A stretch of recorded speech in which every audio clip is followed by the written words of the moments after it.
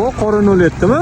Qora orada 2009-yil sotiladigan qora tirnig'ini tayyorlab turishibdi-yu. O'g'li salon navorotlari bilan bitta ko'ring videoni. Toshkent, seni mashinani hayda sekin bosma. Vысоко ko'chada mashina gilosdi.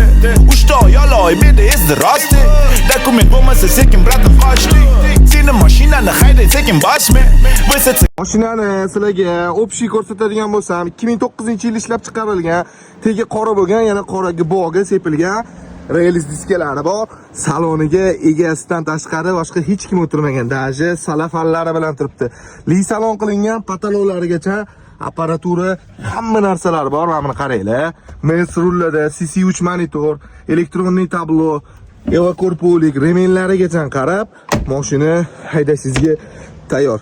Kimga qiziq bo'lsa, mashinamiz sotiladi. Mashinamiz 2009 propan gazlari ham bor.